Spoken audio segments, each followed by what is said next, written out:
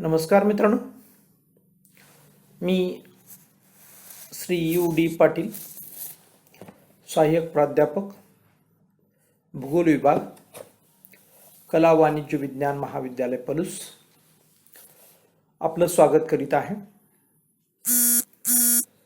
BA भाग 1 semester 1 भूगोल paper number 1 प्राकृतिक भूगोल या विषयाचा आपण अभ्यास करीत आहोत. या विषयामध्ये 4 प्रकरण किंवा मॉड्यूल्स आहेत. इंट्रोडक्शन टू फिजिकल जिओग्राफी, प्राकृतिक भूगोलाची ओळख,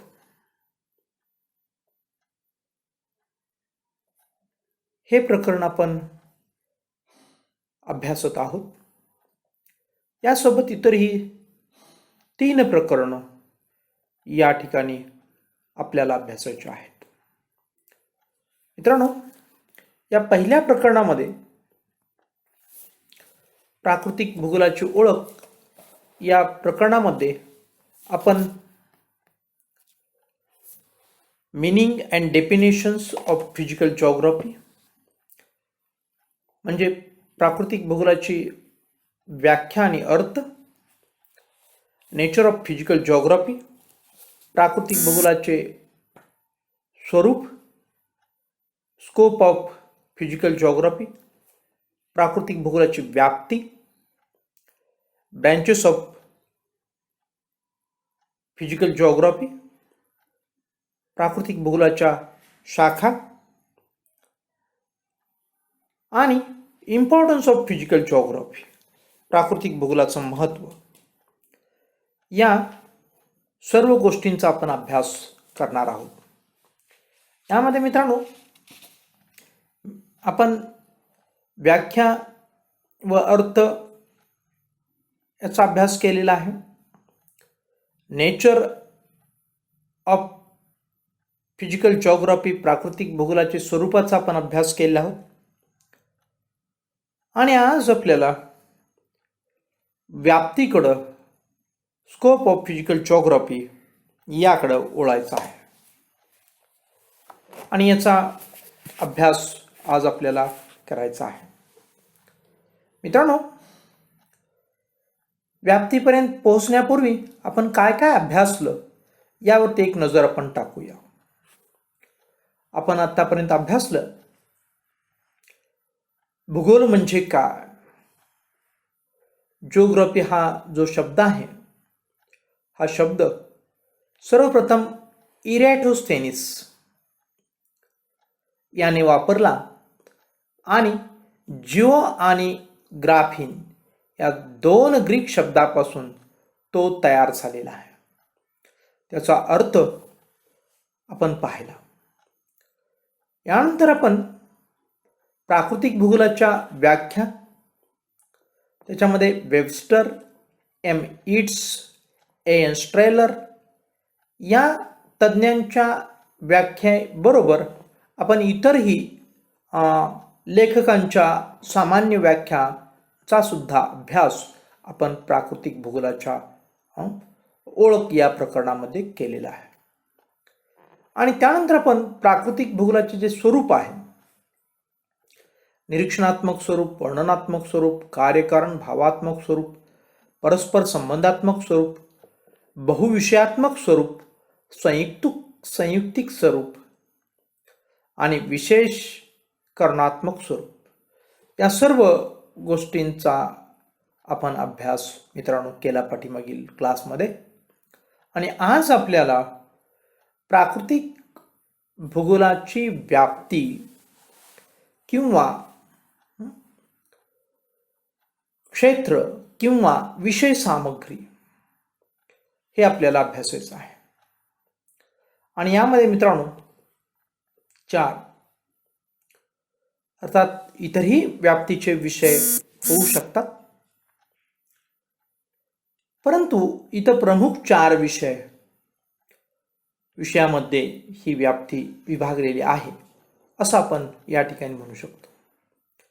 यामध्ये मृदावरण आहे, वातावरण आहे, जलावरण आहे व जीवावरण आहे.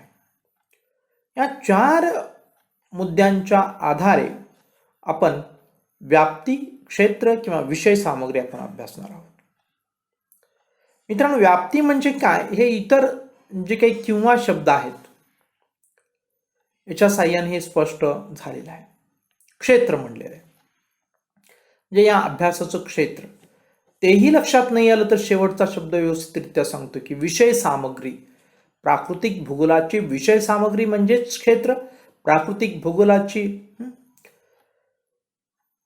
विषय सामग्री म्हणजेच व्याप्ती.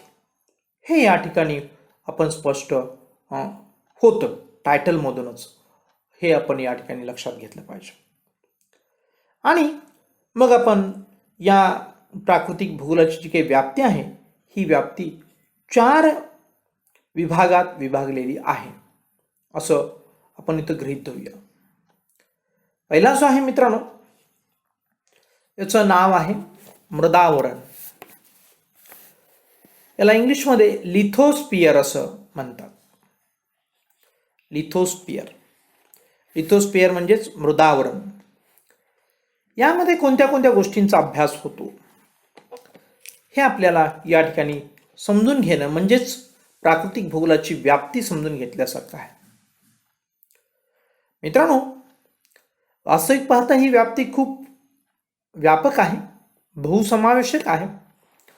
अनेक विषयांचा त्यामध्ये समावेश होत आहे आणि या सर्व गोष्टींचा आपण अभ्यास पुढे करणार आहोत. आणि तो केव्हा करणार आहोत हेही आपण समजून घ्या की आपण पुढील जो मुद्दा आहे या प्राकृतिक भूगोलाची ओळख या टॉपिकचा, तो मित्रांनो आहे प्राकृतिक भूगोलाच्या शाखा. आणि या शाखांच्या निमित्तानं पुन्हा आणखीन काही विषय सामग्री त्याच्यामध्ये ॲड, याशिवाय सुद्धा काही विषय सामग्री त्यामध्ये ॲड झालेली आपल्याला पाहायला मिळेल. आणि म्हणून आपण इथं कम टू द पॉइंट एवढे 4च मुद्द्यांचं विश्लेषण करून आपण पुढील मुद्द्याकडे वळणार आहोत. मृदावरण म्हणजेच लिथोस्पियर, यात पृथ्वीची उत्पत्तीचा अभ्यास होतो. पृथ्वीचं जे काही कवच आहे ज्याला आपण भूपृष्ठ असं म्हणतो, याचाही अभ्यास होतो. मित्रांनो, लक्षात घ्या या मृदावरणामध्ये किती शाखा दडलेल्या आहेत. जेव्हा आपण पृथ्वीचं कवच म्हणतो तेव्हाच एक शाखा आहे, मृदावरणाचाच तो भाग आहे, आणि ती शाखा म्हणजे भूरचनाशास्त्र, जिओमॉर्फॉलॉजी असं त्याला आपण म्हणू शकतो. हे या ठिकाणी आपण लक्षात घेतलं पाहिजे. जिओमॉर्फॉलॉजी, भूरचनाशास्त्र, त्याच्यामध्ये पर्वत, पठार, मैदान आणि इतर जे काही पृथ्वीचं कवच आहे या संदर्भात अभ्यास होतो. याशिवाय मृदावरणामध्ये पृथ्वीची उत्पत्ती म्हणजे पृथ्वीची उत्पत्ती कशी झाली या संदर्भात आपण वेळोवेळी तुमच्याशी मी हितगुज करताना स्पष्ट केलेलं आहे. पृथ्वीची उत्पत्ती असेल, सूर्यकुलाची उत्पत्ती असेल, या विश्वाची उत्पत्ती असेल, या संदर्भात शास्त्रामध्ये, भूगोलशास्त्रामध्ये एक वाक्यता नाही, एक मत नाही, हे आपण पाहिलेलं आहे. या संदर्भात न्यूटनचं मत बिग बँग थेअरीवरचं मी तुम्हाला सांगितलं होतं की न्यूटन महोदयांना असं वाटतं की हे विश्व, हे निसर्ग, या निसर्गामध्ये असणारी ही पृथ्वी किंवा आपलं असणारं सूर्यकुल, या सर्व गोष्टी आहेत, या सर्व गोष्टी आपोआप तयार झालेल्या नसून याच्या पाठीमागे एक निर्माता आहे. या संदर्भात मी तुम्हाला भाष्य केलं होतं. न्यूटन महोदयांचं मत आपल्याला सांगितलं होतं. याचप्रमाणे आइन्स्टाईनचं सुद्धा मत आहे की हा निसर्ग म्हणजे दगडे धोंडे किंवा बुद्धी नसणारा असा घटक नसून हा महान बुद्धिमान असणारा हा निसर्ग आहे, आणि याची जी काही असणारी व्यवस्था आहे या व्यवस्थेमध्ये परिपूर्णता आहे. कोणत्याही प्रकारचे यामध्ये त्रुटी किंवा दोष आढळत नाहीत, हे मत आईन्स्टाईन यांनी मांडलेलं आहे. ते असं म्हणतात की पृथ्वी हा सजीव घटक आहे किंवा ह्या निसर्ग नेचर हा सजीव घटक आहे आणि तो महान परिपूर्ण बुद्धिमत्तेनं कार्यरत आहे. जेव्हा मानव एखादी ॲक्टिव्हिटीज करतो तेव्हा त्या ॲक्टिव्हिटीजला अपडेट करण्याची आवश्यकता असते. मग तो मोबाईल असेल, घड्याळ असेल, फ्रीज असेल, एखादी बाईक असेल, 4 व्हीलर असेल किंवा विमान असेल, कोणतीही गोष्ट असू दे, ते अपडेट करण्याची आवश्यकता आपल्याला भासते. याचं कारण आहे मित्रांनो, ते कारण म्हणजे की मानवाची जी काही बुद्धी आहे ही बुद्धी सीमित बुद्धी आहे आणि निसर्गाची, आईन्स्टाईन म्हणतात की निसर्गाची बुद्धी आहे ही परिपूर्ण बुद्धी आहे, असं या ठिकाणी आपल्याला पाहायला मिळतं. आणि म्हणून मी तुम्हाला म्हणालो की मृदावरणामध्ये पृथ्वीच्या उत्पत्तीचा जरी अभ्यास होत असला तरी सुद्धा हा जो काही अभ्यास आहे या अभ्यासासंदर्भात एक वाक्यता नाही. तिचं जी काही वय आहे या वयासंदर्भात एक वाक्यता नाही, हे आपण या ठिकाणी लक्षात घेतलं पाहिजे.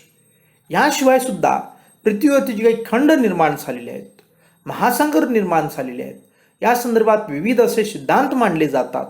या संदर्भात सुद्धा आपल्याला एक वाक्यता पाहायला मिळत नाही.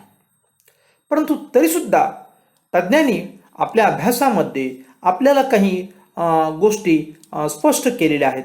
त्यावरती आपण विसंबून राहून आपण या गोष्टींची चर्चा करीत राहणार आहोत. त्याचबरोबर यामध्ये पृथ्वीची उत्पत्ती, पृथ्वीचं कवच, पृथ्वीचं वय, याशिवाय पृथ्वीवरती खंड आणि महासागर व त्यांची उत्पत्ती याचा अभ्यास केला जातो. आणखीन एक महत्त्वपूर्ण गोष्ट आहे की पृथ्वीची जी काही उत्क्रांती आहे, हे पृथ्वीवरती जी काही खंड आणि महासागर आहेत यांची उत्पत्ती किंवा उत्क्रांती आहे याच्या संदर्भात सुद्धा अभ्यास या मृदावरणामध्ये केला जातो. आणि यांचं वितरण म्हणजे किती खंड आहेत, या खंडामध्ये कशा प्रकारचे महासागरांचं वितरण झालेलं आहे, या गोष्टी किंवा या खंडांच्या मध्ये जे काही महासागर आहेत त्यांचं वितरण कसं झालेलं आहे, किंवा आपण गोलार्ध निर्माण करून सुद्धा वितरण सांगितले जातात. खंडावरती आधारित वितरण होतं असं नाही आहे, तर आपण खंड करतो पृथ्वीचे, ज्याला आपण असंही म्हणू शकतो की गोलार्ध आपण म्हणूया. एक भूखंड असतात आणि एक गोलार्ध स्वरूपातील खंड असतात किंवा विभाग असतात. तर गोलार्धामध्ये आपण उत्तर गोलार्ध, दक्षिण गोलार्ध असाही पृथ्वीचा विभाग करतो आणि त्याही साह्यानं आपण त्याचे वितरण जे काय आहे पृथ्वीवरच्या विविध नैसर्गिक घटकांचं वितरणाचा अभ्यास सुद्धा इथं केला जातो असं आपल्याला या ठिकाणी म्हणता येईल. याशिवाय मित्रांनो आपण आणखीन एक महत्त्वपूर्ण गोष्ट म्हणजे की पूर्व आणि पश्चिम गोलार्ध असेही विभाग केले जातात आणि त्यावरती आधारित वितरण केलं जातं, सांगितलं जातं. याशिवाय पहा की पृथ्वीचं अंतरंग किंवा पृथ्वीच्या अंतरंगामध्ये जी काही अंतर्गत शक्ती आणि बहिर्गत शक्ती आहेत या शक्तींचा अभ्यास आणि या शक्तीच्या उदाहरणं म्हणजे भूकंप, ज्वालामुखी यांचा अभ्यास, यांची होणारी निर्मिती, या सर्व गोष्टींचा अभ्यास या मृदावरणामध्ये होतो. आणि यातूनच या मृदावरणाशी संबंधित असणारं दुसऱ्या शास्त्राची निर्मिती, जसं मी आता सांगितलं की पृथ्वीचं कवच या संदर्भात जिओमॉर्फॉलॉजिस्ट म्हणजेच भूरचनाशास्त्र या शास्त्राची निर्मिती झाली. तसंच पृथ्वीचं जे काही अंतरंग आहे या संदर्भात मृदावरणामध्ये आणखीन एक शास्त्राचा समावेश आपल्याला करता येईल, तो म्हणजे भूगर्भशास्त्र.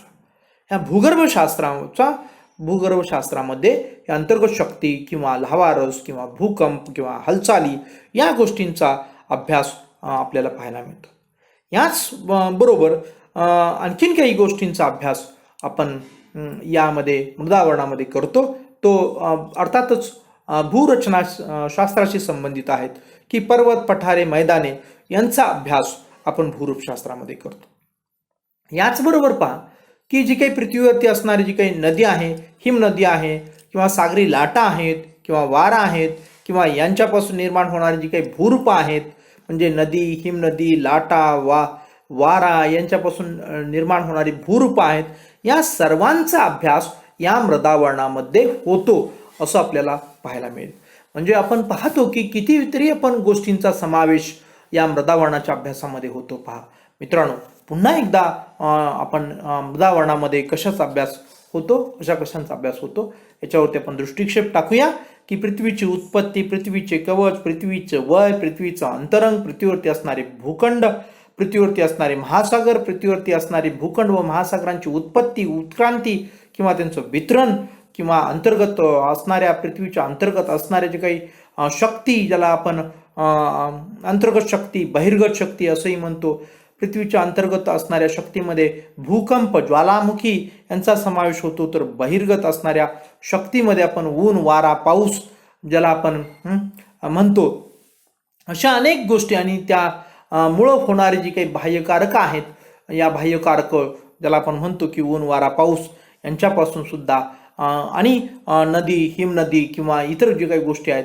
यामुळे सुद्धा काही भूरूप तयार होतात. त्याच्यामध्ये पर्वत, पठार, मैदान यांचाही अभ्यास यामध्ये होतो. याशिवाय अनेक जे काही इतर गोष्टी आहेत, जे काही मृदावरणाशी संबंधित आहेत, यांचाही याशी संबंध आपल्याला मृदावरणामध्ये अभ्यास केला जातो. म्हणजे एक या 4 मुद्द्यापैकी एक जर आपण पाहिलं तर संपूर्ण पृथ्वीच आपण पृथ्वीवरती असणारी जी काही प्रकृती म्हणूया, प्राकृतिक घटक म्हणूया, या सर्व घटकांचा समावेश या मृदावरणामध्ये होतो. आणि अत्यंत सीमित वेळेमुळं आपल्याला हे या ठिकाणी अधिक विश्लेषण या ठिकाणी करता येत नसलं तरी पुढं आणखीन आपण जेव्हा शाखांचा अभ्यास आपण पाहू तेव्हा या गोष्टीवरती अधिक आपण प्रकाश टाकणार आहोत. पहा, याशिवाय पहा मित्रांनो की मृदावरणामध्ये आणखीन काही गोष्टी चा समावेश होतो. त्याही गोष्टी जाता जाता मी फक्त तुम्हाला सांगतो की भूपृष्ठाला घड्या पडणे किंवा प्रस्तरभंग होणे किंवा ज्वालामुखीची क्रिया यासारख्या गोष्टींचा समावेश सुद्धा या मृदावरणामध्ये होतो. याशिवाय मित्रांनो मानव, वनस्पती, प्राणी यावरती होणारा जो काही या मृदावरणाचा अभ्यास आहे तो सुद्धा मित्रांनो या ठिकाणी अभ्यासला जातो. म्हणजे मृदावरणात फक्त माती, दगड, धोंड असाच अभ्यास नाही तर त्यांचा सजीवावरती काय परिणाम होतो याही गोष्टींचा अभ्यास या मृदावरणामध्ये होत असतो. पहा, यानंतर आपण वातावरणाचा अभ्यास किंवा वातावरणामध्ये कशाचा अभ्यास होतो या गोष्टीकडे आपण वळणार आहोत. साधारणपणे पृथ्वीच्या सभोवताली जे काही आवरण आहे त्या आवरणामध्ये वातावरण असं आपण त्याला म्हणूया की आवरणामध्ये वातावरण हे 3 घटकांचं बनलेलं आहे आणि ते पृथ्वीच्या सभोवताली पृथ्वीच्या गुरुत्वाकर्षण शक्तीमुळं ते वातावरण टिकून आहे. पृथ्वी गोल असते, त्या गोल पृथ्वीच्या सभोवताली हे वातावरण टिकून आहे. आणि या वातावरणाचे घटक आहेत मित्रांनो 3 प्रमुख घटक आहेत. याच्यामध्ये वायू, बाष्प आविष्कार आणि धूलिकण असे 3 घटक, हे प्रमुख 3 घटक असलेलं आपल्याला या ठिकाणी पाहायला मिळतात. तर या 3 घटकांचा आपल्याला अभ्यास या वातावरणामध्ये होतो आणि याशी संबंधित अनेक गोष्टी इतरही आहेत. उदाहरणार्थ पहा की वातावरणाशी संबंधित हवा आणि हवामान हे घटक आहेत. मग त्याच्यामध्ये हवेचे अंग असतात. या हवेच्या अंगांचा आपल्याला विचार करावा लागतो. याशिवाय पहा हवा म्हणजे काय, हवामान म्हणजे काय या गोष्टींचा अभ्यास आपल्याला या वातावरणामध्ये केला जातो. हवा म्हणजे मी पाठीमागील एका तासाला मध्ये तुम्हाला सांगितलं होतं की वातावरणाची अल्पकालीन स्थिती म्हणजे हवा होय. आपण पाठीमागील क्लासमध्ये सुद्धा यावरती विचार केलेला आहे किंवा यावरती आपण चर्चा केलेली आहे. तर याला अत्यंत छोटीशी व्याख्या आहे की वातावरणाची अल्पस्थितीचा अभ्यास किंवा अल्पकालीन स्थिती किंवा दैनिक स्थिती, वातावरणाची दैनिक स्थिती असं म्हटलं तरी चालेल. याला आपण काय म्हणतो, हवा असं म्हणतो. तर हवामान म्हणजे वातावरणाच्या दैनिक स्थितीच्या सरासरीला हवामान असं म्हणतात. म्हणजे हे वातावरण आहे, या वातावरणाचा कित्येक वर्ष अभ्यास केला जातो आणि कित्येक वर्ष अभ्यास करून मित्रांनो एक गोष्ट होते, ती गोष्ट म्हणजे की कित्येक वर्ष अभ्यास केल्यानंतर त्याची ॲव्हरेज काढतात. त्या संदर्भात मी तुम्हाला सांगितलं होतं की आठवड्याचं, 15 दिवसाचं, महिन्याचं, वर्षाचं असं कित्येक वर्ष, जवळजवळ 30-35 वर्षापर्यंत असं ॲव्हरेज म्हणजे सरासरी काढली जाते प्रत्येक घटकांच्या संदर्भात. मग ते पर्जन्य असेल, तापमान असेल, वायुभार असेल किंवा इतरही काही हवेचे अंग असतील, या हवेच्या अंगांच्या संदर्भात या सर्व गोष्टींचा नोंदी ठेवल्या जातात. डेटा कलेक्शन केलं जातं आणि त्यावरती आधारित वातावरणाच्या आपली व्याख्या जी आहे वातावरणाच्या दैनिक स्थितीची सरासरी याला हवामान असं म्हणतात. तर याचा अभ्यास वातावरणामध्ये होतो, याला हवा व हवामान असं म्हणतो. व त्यांच्या असणारे जे काही घटक आहेत सौरशक्ती, हवा व हवामानाच्या संदर्भातले काही घटक आहेत किंवा हवामानावर परिणाम करणारे घटक आहेत. सौरशक्ती, तापमान, वायुभार, वारे, त्याच्यामध्ये मग प्रचलित वारे, मोसमी वारे किंवा आवर्त, प्रत्यावर्त, नियमित वारे, स्थानिक वारे, अशा अनेक प्रकार वाऱ्यांचे पडतात. याशिवाय सुद्धा इत्यादी म्हणूया, कारण याशिवाय सुद्धा वाऱ्यांचे अनेक प्रकार आहेत. या सर्व गोष्टींचा अभ्यास या वातावरणामध्ये होतो. याशिवाय सुद्धा मित्रांनो आर्द्रता, वृष्टी, वायुराशी यांचाही समावेश किंवा याही गोष्टींचा अभ्यास या वातावरणामध्ये होतो. हवामानाचे प्रकार या विषयांचाही अभ्यास होतो. मग त्यामध्ये उष्णकटिबंधीय हवामान, समशीतोष्ण हवामान, शीत हवामान असेही प्रकार त्या ठिकाणी पडतात. आपल्याला हे या सर्व गोष्टींचा समावेश वातावरणामध्ये झालेला आपल्याला पाहायला मिळतो. या संदर्भात आणखीनही काही हवामानाचे प्रकार आपल्याला पाहायला मिळतात.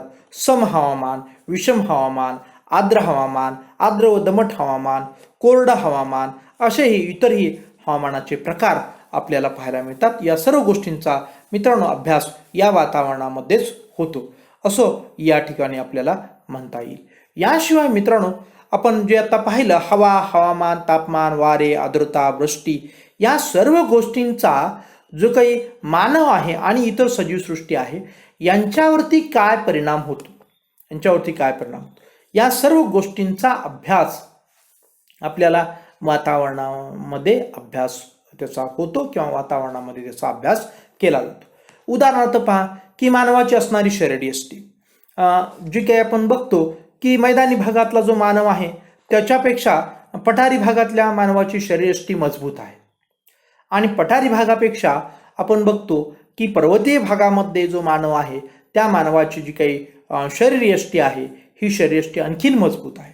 याला कारण त्या ठिकाणचं असणारं जे काही वातावरण आहे हे वातावरण, त्या ठिकाणचं असणारं हवा व हवामान हे घटक आहेत हे या पर्वत पठार मैदानानुसार भिन्न भिन्न पाहायला मिळतात आणि त्या भिन्न भिन्न असणाऱ्या प्राकृतिक रचना आणि हवामान यांचा परिणाम त्या मानवाच्या शरीरावरती होतो आणि त्या प्रकारे त्या आधारे मानवाचं जे काही शरीर आहे त्या शरीराचा मजबूतपणा आपल्याला या ठिकाणी पाहायला मिळतो किंवा भिन्नता पाहायला मिळते.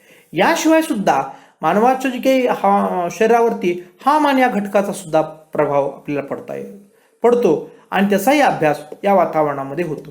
जसं की आपण बघतो की उष्णकटिबंधामधील माणूस हा काळा कुट्ट असतो किंवा कृष्णवर्णीय असतो, समशीतोष्ण कटिबंधामध्ये माणूस हा गोरा असतो. या सर्व गोष्टी ज्या आहेत या सर्व गोष्टी वातावरणाशी हवामानाशी निगडीत आहेत आणि यांचा अभ्यास आपण या ठिकाणी वातावरणामध्ये करतो असं आपण या ठिकाणी म्हणूया.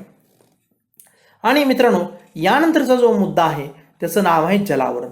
जलावरण म्हणजेच आपण वातावरणाला ॲटमॉस्फिअर म्हटलं, मृदावरणाला आपण लिथोस्फिअर म्हटलं, तर आपण जलावरणाला आपण हायड्रोस्फिअर आपण म्हणणार.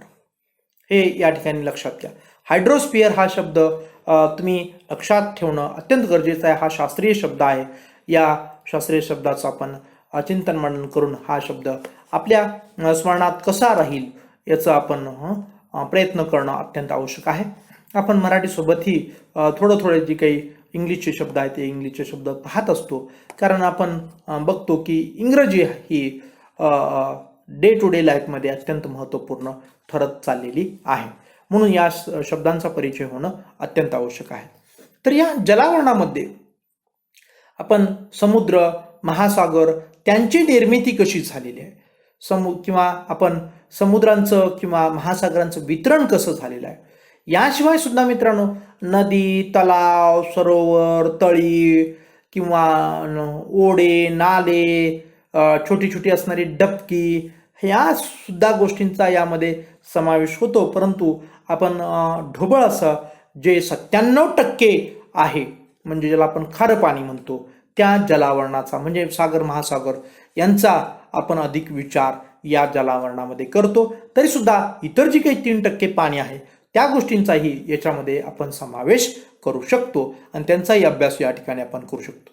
तर या असणारे जे काही समुद्र महासागर यांचं वितरण, त्यांची निर्मिती यांचा अभ्यास या जलावरणामध्ये केला जातो. याशिवाय पहा, सागर तळ किंवा सागर तळावरील भूमी स्वरूपे कशा प्रकारचे आहेत, कोणती उदाहरण भूमी स्वरूप आहेत.